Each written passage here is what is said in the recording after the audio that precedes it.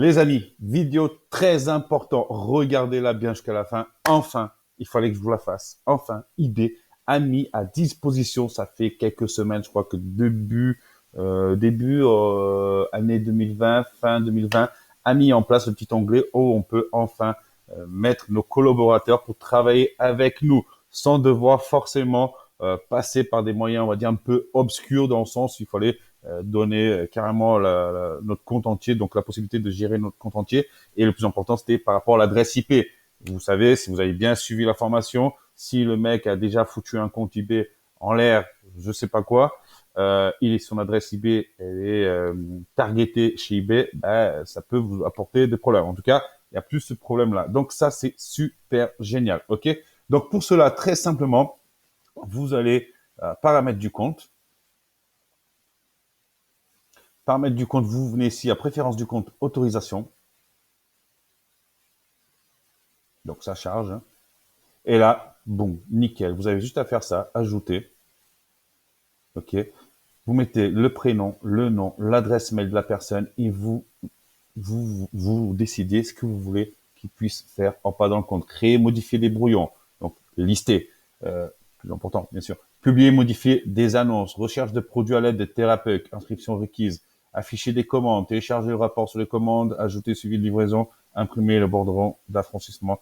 Vous pouvez déléguer tout ce que vous voulez ou ce que vous voulez pas. Vous avez vraiment le contrôle. Ça, c'est super génial. Par contre, petit détail, il faut avoir un compte pro, ce qui paraît logique, mais bon, je sais qu'il y a des élèves qui ont essayé de faire avec un compte personnel, ça marchait pas du tout. Donc voilà, il faut avoir un compte professionnel et c'est juste génial. Alors, par exemple, si vous au début vous voulez pas déléguer tout ce qui est la partie listing, aux gestions de commandes ou quoi que ce soit, ben vous pouvez déléguer tout simplement juste la partie SAV, quoi, traitement qui s'occupe des clients tout simplement. Pour cela, je me répète, mais vous pouvez trouver sur Fiverr plutôt si vous avez des comptes anglais, anglo-saxons. Sinon, vous avez bien sur 5euros.com.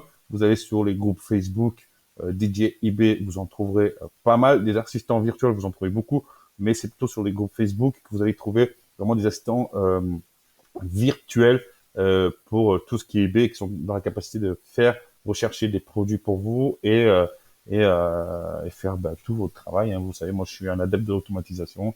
Et donc, pour moi, il n'y a pas mieux que ça. Petit aparté pour ceux qui ont un compte anglais.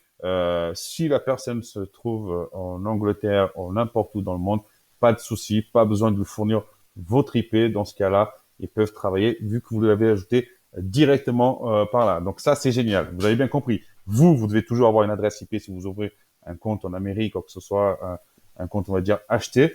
Il faut garder bien évidemment l'IP. Mais par contre, pour votre assistant virtuel, plus besoin de lui fournir une nouvelle IP fraîche. Vous pouvez lui ajouter simplement par là et c'est réglé. Donc, c'est une très, très bonne nouvelle et profitez à fond de ça. OK? Allez, à tout de suite dans une nouvelle vidéo.